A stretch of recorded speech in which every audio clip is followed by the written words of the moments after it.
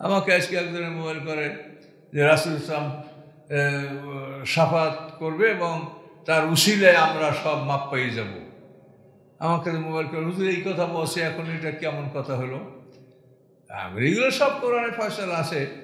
আল্লাহ রাসূল আব্দুল্লাহ ইবনে উবাই মুনাফিক তাকে নিজের গায়ের জামা কাফনে দিলেন, নিজে তার জানাজা নামাজ পড়লেন, কি আল্লাহ তাকে মাফ করছে? কাজে মাফ পাওয়ার জন্য নিজের আইনগতভাবে আপনার মধ্যে ক্ষমার যোগ্যতা থাকতে হবে, তাহলে আপনি ক্ষমা পাবেন। এই জন্য নিজেকে আইনগতভাবে পরিষ্কার পরিচ্ছন্ন করে নিতে হবে। আর অকুল রব্বি জিদনি ইলমা, আপনি বলেন রব্বি জিদনি ইলমা। এই দোয়াটা আমরা পড়ি, সন্তানদেরকে শিখাই। এই দোয়াটা হলো আল্লাহ স্বয়ং মুহাম্মদ সাল্লাল্লাহু আলাইহি ওয়াসাল্লামকে বলছেন যে আপনি রব্বি জিদনি ইলমা এটা বলেন, অর্থাৎ এই দোয়াটা আপনি পড়েন। এটা হলো আমাদের রাসূলকে আল্লাহ পড়তে বলেছেন। আর মুসা আলাইহিস যেটা আল্লাহ পড়তে বলেছেন সেটা হলো রব্বি ইশরাহ লি সাদরি ওয়া ইয়াসসির লি আমরি ওয়াহলুল উকদাতাম মিন লিসানি ইয়াফকাহু কাওলি। এটা হলো মুসা আলাইহিস দোয়া। আর আমাদের নবীকে আল্লাহ তাআলা এই ছোট্ট বলে দিলেন রব্বি জিদনি ইলমা। এটা কোরআনের আয়াত, এটা পড়লে ছেলেদের ব্রেন ভালো কাজ করবে, ভালো হবে। ওয়ালাকাদ আহাদনা ইলা আদামা মিন ক্বাবলু ফানাসিয়া, আল্লাহ বলেন ইতিপূর্বে আমি আদম থেকে প্রতিশ্রুতি নিয়েছিলাম কিন্তু তিনি তা ভুলে গেছেন। মানে আদমকে জান্নাতে নেওয়ার পরে আল্লাহ বলেন ইন্না হাযা আদুবুল্লাহ কলে যাও যাকে, এই শয়তান তোমারও শত্রু, তোমার স্ত্রীরও শত্রু। ফালা ইউখরিজান্নাকুম মিনাল জান্নাতি ফাতাশকা, সে যদি তোমাদেরকে জান্নাত থেকে বের করতে পারে তাহলে তোমাদের একটা শ্রমময় জীবনযাপন করতে হবে, পৃথিবীতে কষ্টের জীবনযাপন করতে হবে। আর ওলা তাকরাবা হাদিস সাজাতা, এটা আল্লাহ আদমকে দেখাইয়া বলে দিয়েছেন। কিন্তু আল্লাহ বলেন আমি আদম থেকে প্রতিশ্রুতি নিয়েছিলাম কিন্তু আদম তা ভুলে গেছে। ওলাম নাজিদ লাহু আজমা, তার মধ্যে আমি আল্লাহ বলেন তার দৃঢ়তার অভাব ছিল, তার মধ্যে দৃঢ়তার অভাব ছিল। তিনি তুলনামূলক নরম, নম্র, ভদ্র, মানে কঠোর ছিলেন না, তার মধ্যে দৃঢ়তার অভাব ছিল, এটা আল্লাহ তাআলা বলছেন। আর আজ মানে কোনো কাজের নিজের পক্ষ থেকে চূড়ান্ত ইচ্ছা পোষণ করা। তো এখানে এই কথাও যে আদম আলাইহিস সালাম এই কাজ করার জন্য চূড়ান্ত ইচ্ছা পোষণ করেননি, স্ত্রীর অনুরোধে, মানে মানুষের অনেক ভাষায় অনুরোধে ঢেকে গেলা, এরকম একটা কথা আছে, অনুরোধে ঢেকে গেলা। তো স্ত্রীদের অনুরোধ কিন্তু অনেক সময় পুরুষরা এটা না রাখতে পারে না, বিরক্ত হইলেও স্ত্রীর কথা রাখে, এটা মানুষের একটা স্বভাব। স্ত্রীর কথা অপছন্দ হইলে তাকে ধমক দেয়, করে, সেই করে। কিন্তু স্ত্রী একদিন, 2 দিন, 3 দিন বললে শেষ পর্যন্ত পুরুষরা তা করে, এটা করিয়েই ফেলে। তো মা হওয়ার অবস্থাটা ওরকমই ছিল। আদমকে বারবার বলতে বলতে আদম এক পর্যায়ে ফল খাইতে রাজি হয়ে গেলেন। তো আল্লাহ বলেন যে আদমের ব্যাপারে আদমের মধ্যে এটার জন্য দৃঢ় সংকল্প ছিল না যে এটা আমি খাবই না, এটা না।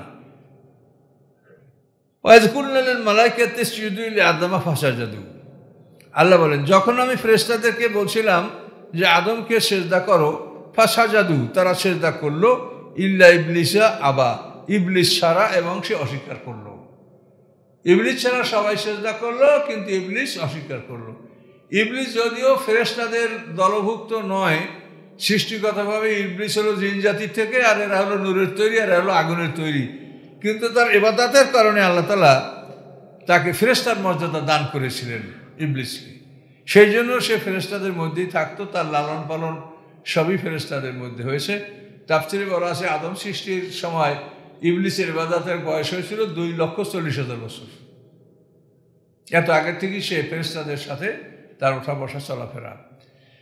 তো আল্লাহ বলেন আমি ফেরেশতাদেরকে বললাম যে আদমের যে সেজদা করুন, ফাসাজাদাল মালাইকাতু ইল্লা ইবলিস আবা, সকল ফেরেশতারাই সেজদা করলো, ইবলিস ব্যতীত সে অস্বীকার করলো। ফাকুলনা, আল্লাহ বলেন আমি বললাম ইয়া আদমু ইন্না হাযা আদুবুল্লাহ কলে যাও জাকা, সেজদা যখন করলো না তখন আল্লাহ দেখায় দিলেন যে এই তোমারও শত্রু, তোমার স্ত্রীর শত্রু। ফালা ইউখরিজান্নাকুম মিনাল জান্নাতি ফাতাশকা, সে যদি তোমাদেরকে জান্নাত থেকে বের করতে পারে তাহলে তোমাদের একটা শ্রমময় জীবন যাপন করতে হবে, কষ্টকর জীবন যাপন করতে হবে।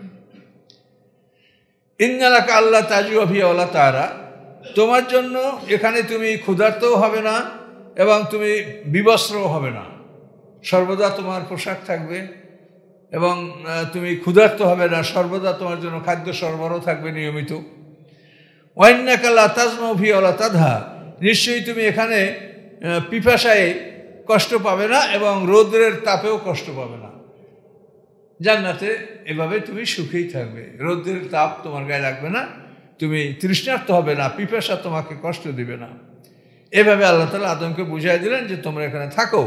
কিন্তু ওয়াসওয়াসা ইলাইহি শাইতান, শয়তান তাকে কুমন্ত্রণা দিল। কলা, এবং শয়তান বলল, ইয়া আদমু হাল আদুল্লুকা আলা শাজারাতিল খুলদি ওয়া মুলকিন লা ইয়াবলা, হে আদম আমি তোমাকে দেখিয়ে দেব এমন একটা গাছ যে গাছের ফল ভক্ষণ করে তুমি অমর হয়ে থাকবে এবং এমন সাম্রাজ্যের মালিক হবে যে সাম্রাজ্য কোনোদিন পুরাতন হবে না। এভাবে আদমকে শয়তান এভাবে কুমন্ত্রণা দিল। আল্লাহ বলছেন যে এই ফল খাবে না, আর শয়তান বলছে এইটা খাইলে তুমি অমর হয়ে থাকবে, তুমি এমন সাম্রাজ্যের মালিক হবে যেটা কোনোদিন ফুরাবে না। ফাকালা মিনহা, অতঃপর তারা উভয়ই ওই গাছের ফল ভক্ষণ করলো। ফাবাদাত লাহুমা সাওয়াতুহুমা, ফলে তাদের গুপ্তাঙ্গ প্রকাশ হয়ে গেল, মানে পোশাক নষ্ট হয়ে গেল, ফলে তারা একে অপরের সঙ্গে উলঙ্গ হয়ে গেল। অতফেকা ইয়াকসিবানি আলাইহিমা মিন ওয়ারাকিল জান্নাহ, এবং তারা জান্নাতের গাছের পাতা দিয়া তাদের লজ্জাস্থান তারা ঢাকতে শুরু করেছিল। বিভিন্ন গাছের যাওয়ার পরে গাছ তাদেরকে অভিশাপ করছিল, অভিশাপ মানে তাদেরকে সমালোচনা করছিল, যা তুমি আমার আশা আদম রাব্বাহু ফাগাওয়া, গাছের কাছে গেলে এই গাছ থেকে আওয়াজ আসতো যে আদম আল্লাহর নাফরমানি করেছে, সে বিপদগামী হয়েছে। তখন ওই গাছের কাছে আর দাঁড়াইতো না, লজ্জায় আর গাছের কাছে যাইতো। এইভাবে যেতে যেতে 3 গাছের কাছে যাওয়ার পরে 3 গাছ বললো যে তুমি আমার এখানে থামো, আমি তোমাকে পোশাক দিব। তো ওই গাছ আদমের জন্য 3টা পাতা ঝেড়ে দিয়েছিল, সেই 3টা পাতা দ্বারা আদম আলাইহিস সালাম সতর ঢেকেছেন, এবং মা হওয়ার জন্য 5টা পাতা ফেলে দিয়েছিল, মা হাওয়া 5টা পাতা দ্বারা সতর ঢাকেন। এবং এর থেকে নারী এবং পুরুষের কাফনের ব্যবধান এবং কাফনের বিধান এখানে সৃষ্টি হয়, যে পুরুষরা পাবে 3 কাফন, নারীর পাবে 5 কাফন। এটা কিন্তু ওই জান্নাতে তাদের গাছের পোশাকে এই সিদ্ধান্ত সে সময় নিয়ে নেওয়া হয়েছে। ও আশা আদম ও রাব্বাহু ফাগাওয়া, আদম তার রবের অবাধ্য হয়েছে, সে বিপদগামী হয়েছে। আচ্ছা, বিপদগামী হয়েছে ঠিক, তারপর কি? সুম্মাস্তাবাহু রব্বু, অথবা তার রব তাকে আবার সম্মানিত করেছেন, তাকে আবার রব সম্মানিত করেছেন। ফাতাবা আলাইহি, আল্লাহ তাআলা তার তওবা কবুল করেছেন। ও হাদা, এবং তাকে পথ দেখিয়েছেন। তাহলে আদম গোমরাহ হলো এটা বললেন, বলার পরেই সুম্মাস্তাবাহু রব্বু, এরপরেই তাকে আল্লাহ তাআলা আবার মনোনীত করলেন, বাছাই করলেন এবং তার তওবা কবুল করলেন, আল্লাহর রহমত নিয়ে তার দিকে ফিরে আসলেন এবং তাকে হেদায়েত দান করলেন। তাহলে আদম আলাইহিস সালামের এই অপরাধের জন্য তাকে জান্নাতেই এটা সম্পূর্ণ ক্ষমা করে দেওয়া হয়েছে। এই আদম হওয়া 2 দেশে নিক্ষিপ্ত হয়েছে, হ্যাঁ, আর তারপরে তারা ৩.৫ বছর কাঁদছে। এ ওয়াজ তো আমরা ছোটকালে শুনছি, একা মুখস্থ আমাদের এগুলা।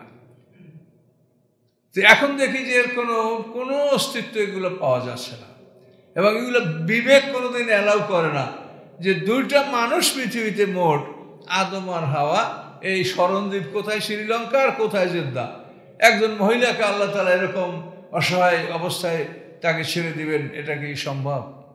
এটা কি যুক্তিসঙ্গত? কাজেই তা নয়। তাফসিরে যেটা অন্যভাবে আছে সেটা হলো যে আদম হাওয়া উভয় নিষিদ্ধ গাছের ফল খেয়েছেন, ফল খাওয়ার পরে তাদের পোশাক নষ্ট হয়ে গেল। তো আল্লাহ তাদেরকে ডেকে বললেন যে আদম, তোমাকে পৃথিবীতে যেতে হবে, তার কারণ তুমি যে গাছের ফল ভক্ষণ করছো, অল্প সময় পরেই তোমার পেটের মধ্যে প্রস্রাব পায়খানার ব্যাগ হবে, আমার জান্নাতে প্রস্রাব পায়খানার ব্যবস্থা নাই।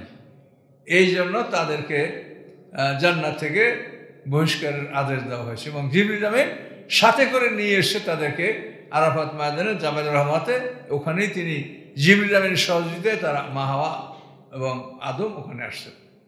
সাথে বেহেশতের ফল দেওয়া হয়েছে যে পৃথিবীর খাদ্য তৈরি করতে অনেক সময় লাগবে, কাজেই এর মধ্যে যেন আদম হাওয়া না খেয়ে না থাকে, তাদের জন্য জান্নাতের পর্যাপ্ত পরিমাণের ফলমূল আল্লাহ জিবরিল আমিনকে বলছেন তুমি ফলমূল তাদের সাথে এগুলো দিয়া সাথে করে তুমি নিয়ে যাও।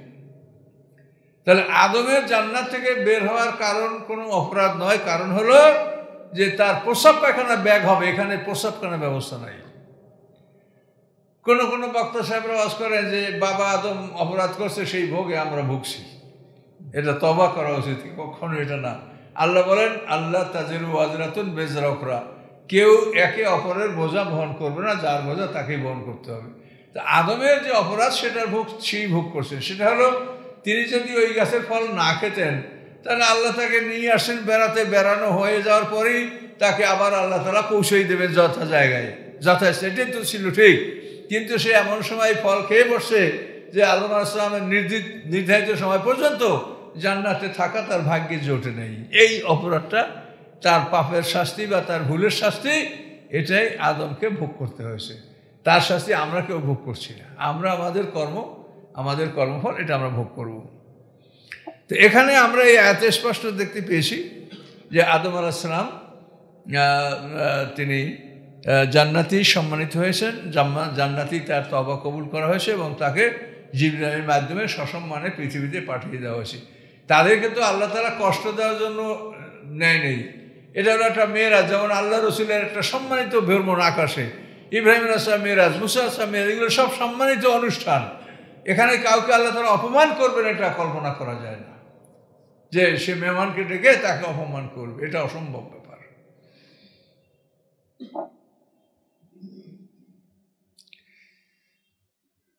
এখন আল্লাহ তাআলা যখন আদম হাওয়াকে নামিয়ে দিলেন তো বলছেন আল্লাহ ফাইম্মা ইয়াতিয়ান্নাকুম মিন্নি হুদান, অতঃপর আমার পক্ষ থেকে যদি তোমার কাছে হেদায়াত যায়, ফামান তাবেয়া হুদায়া, আমার এই হেদায়াতের অনুকরণ যে বা যারা করবে, ফালা ইয়াদিল্লু ওয়ালা ইয়াশকা, সে বিপদগামীও হবে না এবং হতভাগাও হবে না।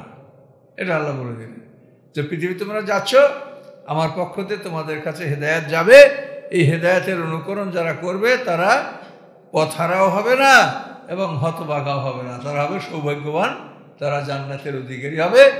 যেখান থেকে বের হয়েছে ওখানে আবার তুমি ফিরে আসবে। ওমান আরাদা আন যিকরি, এবং আমার এই কোরআন থেকে যারা মুখ ফিরাবে, আল্লাহর জিকির, আল্লাহর আসমানি কিতাব কোরআন, ওমান আরাদা আন যিকরি, এবং আমার এই কোরআন থেকে, এই উপদেশ থেকে যারা মুখ ফিরাবে, ফাইনাল মাইশাতান দাঙ্কা, তার এই পার্থিব জীবন হবে সংকীর্ণ। ও নাহশুরু ইয়াউমাল কিয়ামাতি আমা, এবং কিয়ামতের দিন তাকে আমি অন্ধ করে তুলব। পার্থিব জীবনের যে একটা সংকীর্ণতা ধনীদের, এটা কিন্তু আপনারা একটু লক্ষ্য করলেই দেখতে পাবেন। আমি আপনাদের এই রাজশাহীতে তানোরে আমি একটা মাহফিল করতে গেছি, একটা বাড়ি, এত বড় বাড়ি, মনে হয় যেন একটা স্কুল। তা বলি এটা কী স্কুল? স্কুলের দেখি না, সাইনবোর্ড দেখি না, এটা কি স্কুল? এটা সাইনবোর্ড নাই। তো লোকেরা আমার সাথে যারা ছিল, ভ্রমণ করছি, হাঁটছি, তারপর হুজুর এটা স্কুল না, এটা একটা বড় লোকের বাড়ি। বলে ওর বাপরে এত বড় বাড়ি। তো এরপরে ওরা আমাকে বলে হুজুর এই লোকের, এই যে বড় লোক, তার মেয়ের বয়স 42 বছর হয়ে গেছে, মেয়ের বিয়ে হয় নাই। তো এখন স্কুলের মতো বিল্ডিং না থেকে যদি কোনো রকম একটা বসত বাড়ি থাকতো আর ছেলে মেয়ে যথাসময় বিবাহ দেওয়া হইতো, তো সেইটা ভালো না এই যে 42 বছর হয়ে গেছে মেয়ের বিয়ে হয় নাই? তার কারণ ওই রকম স্কুলের মতো বাড়ি যারা আছে সেই ছেলেকে তো এই মেয়ে দিতে হবে, কারণ এটা তো খুঁজে পাইতে 42 বছর পার হয়ে গেছে। তো এইটা হচ্ছে মাইশাতান দানকা, জীবনের এটা সংকীর্ণতা। এইরকম আপনি অনেক ধনীদের সংকীর্ণতা দেখতে পাবেন, যারা কোরআন থেকে দূরে, তাদের মধ্যে এই সংকীর্ণতাটা বেশি আসবে। আর কোরআনের সাথে যাদের ঘনিষ্ঠ সম্পর্ক, তারা কোনোদিন বিরুদ্ধ হবে না, যতদিন বাঁচবে ভালোভাবেই বাঁচবে, এটা তাফসীরে বলা আছে। তো এই কোরআন ছাড়া অন্য যারা, তাদের মধ্যে এরকম সংকীর্ণতাটা আসবে। এই সংকীর্ণতা বিভিন্ন রূপে আপনারা দেখতে পাবেন। যে সংকীর্ণতার নিয়ম হলো যে দেখবেন আপনি অনেক সম্পদ আছে, কিন্তু ডাক্তারে বসে যে আপনি এগুলো কিছু খাইতে পারবেন না, আপনার খাইতে করলার ঝোল, তার দিয়ে 1 চামচ ভাত খাবেন। আর আপনি যদি নরম বিছনায় শোন তো আপনার এই ব্যথা ভালো হবে না, শক্ত বিছনায় শোবেন, মাথায় বালিশ দেবেন না, একটা ইট মাথার নিচে দিয়ে শুয়েন। এরকম খবর আছে কিনা? কেউ বলে ভাত খাবেন না, খুদের ঝাউ পাকাই খাবেন না। তাহলে এখন সম্পদ থাকলেই যে সে সুখে থাকে এটা কিন্তু বলা যাবে না। সুখ হলো আল্লাহর হাতে, আল্লাহ সুখ দিলেই সুখ হয়। আল্লাহ যদি সুখ না দেয় তাই কোনো মানুষ নিজের ইচ্ছায় ধন সম্পদ অর্জন করে সুখী হতে পারে না। তো এই জন্য আল্লাহ বলছেন মাইশাতান দাঙ্কা, তাদের জীবনটা হবে সংকীর্ণ। একটা লেবার কাঁচামরিচ আলু ভর্তা দিয়ে ভাত খাইয়ে এমন ঘুমায় যে বাংলাদেশের সব মশায় কামড়াই আর ঘুম ভাঙতে পারে না। স্টেশনে একটা বেঞ্চে ঘুমাচ্ছে আর মশায় খাচ্ছে আর হাউ হাউ করে হাত নাড়াচ্ছে আর ঘুমাচ্ছে। কথা বলতে পারছেন?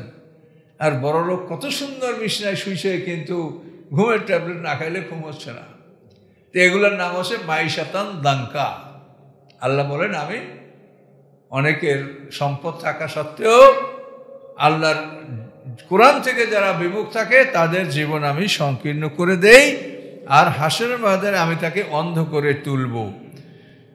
ক্বালা রাব্বি লিমা হাসারতানি আমা, তখন ওই লোকটা বলবে যে আল্লাহ আপনি আমাকে অন্ধ করে হাসর করলেন কেন? ওয়াকাদ কুনতু বাসীরা, আমি তো দৃশ্যমান আমি ছিলাম, আমি তো দেখতে পেতাম, আমার চক্ষুষ্মান ছিলাম, আমাকে অন্ধ করে তুললেন কেন? আল্লাহ জবাব দেন ক্বালা কাযালিকা আতাতকা আয়াতুনা ফানাসিতাহা, যে এভাবেই তো আমার আয়াতগুলি তোমার কাছে গেছিল, তুমি সেগুলিকে ভুলে গিয়েছিলে, সেগুলি তুমি চক্ষু দিয়ে তাকাও নাই। তো কাযালিকা লিয়াউমা তুনসা, যেভাবে তুমি দুনিয়াতে আমার আয়াত কালাম ভুলে গেছিলে, আমি আজকে তোমাকে সেভাবে ভুলে গেলাম। কি করার আছে বলেন? যে তুমি যেভাবে আমার উপদেশ আসমানি কিতাবকে ভুলে গিয়েছিলে দুনিয়াতে, আমি আজকে তোমাকে ওভাবে ভুলে গেলাম, বাস। কি করার আছে? কত মহাবিপদ। তাহলে এখানে আমরা যারা আছি, আমরা যেন কখনোই এই অবস্থার মধ্যে না পড়ি। আমাদের যেন আল্লাহ না বলেন যে তুমি আমার আয়াতকে ভুলে গেছিলা। কাজে আপনারা আমরা যতটুকু পারি, যে যেভাবে পারি, সবসময় কোরআনের সাথে একটা গভীর সম্পর্ক রাখবো, তাহলে ইনশাল্লাহ আল্লাহ বেইজ্জত করবেন না। ওয়াকাযালিকা নাজজি মান আসরাফা ওয়া লাম ইউমিন বিআয়াতি রাব্বিহি, আল্লাহ বলেন আমি এইভাবেই শাস্তি দিয়ে থাকি যারা ইসরাফ করে, মানে সীমা লঙ্ঘন করে, অপব্যয় করে, আর আমার আয়াতের উপর ঈমান আনে না, রবের আয়াতগুলির উপর ঈমান আনে না এবং অপব্যয় করে, সীমা লঙ্ঘন করে। ওয়াল আযাবুল আখিরাত আশাদ্দু ওয়া আবকা, এবং আল্লাহর যে পরকালের শাস্তি, এই শাস্তিটা খুবই কঠিন এবং খুবই দীর্ঘস্থায়ী। ওখানে ঢুকলে কেউ সহজে বের হবে না। আল্লাহ আফালাম ইহাদিলাহুম কাম আহলাকনা ক্বাবলাহুম মিনাল কুরুনি ইয়ামশুনা ফি মাসাকিনিহিম, তারা কি এখনও হেদায়েত লাভ করতে পারছে না? এখনও কি তারা সৎপথ উপলব্ধি করতে পারছে না যে তাদের আগে আমি কত জাতি ধ্বংস করেছি, তাদের বাড়িঘরের উপর থেকেই তারা চলাচল করছে। এই যে লুতের কম, এটা সিরিয়া যাবার রাস্তার উপরে পড়বে, এবং এমনভাবে ওই যাত্রাপথ যে এদিক দিয়ে গেল ওখানে ভোর হবে, আর ওদিক দিয়ে আসলেও ওখানে ভোর হবে। লুতের ওই মৃত সাগরের কাছে আল্লাহ তাআলা এমন জায়গায় এটা স্থাপন করে রেখেছেন। আবার এদিকে যদি যান তাহলে এদিকে ওই সাদ্দাত এডেনের ধ্বংস অবশেষ, এটা দক্ষিণে ইয়ামানে সফর করলে এটা আপনার রাস্তায় পড়বে। তো আল্লাহ বলেন যে এগুলি আমি সব তাদের চোখের সামনে আমি রেখেছি, তো তারপরও তারা হেদায়েত গ্রহণ করছে না। ইন্না ফি যালিকা লাআয়াতিন লিউলিন নুহা, নিশ্চয়ই এর মধ্যে রয়েছে নিদর্শন ওই সমস্ত মানুষের জন্য যারা জ্ঞানী, জ্ঞানীদের জন্যই নিদর্শন রয়েছে এর মধ্যে, এবং জ্ঞানীরাই উপলব্ধি করতে পারে যে আল্লাহর বিধান অমান্য করে কিভাবে তারা শাস্তির সম্মুখীন হয়েছিল। তো এ পর্যন্ত আমরা আজকে সমাপ্ত করছি। ইনশাল্লাহ আমরা 127 নম্বর আয়াত পর্যন্ত চলে আসছি। ইনশাল্লাহ 127 সূরা তোহা, মনে রাখবেন। তো আমরা এখন দোয়া করব এবং আমরা দোয়া করে যাব। তো আলো আদার বই 8 নম্বরটা বের হয়েছে কোরআনের পরিচয়ে।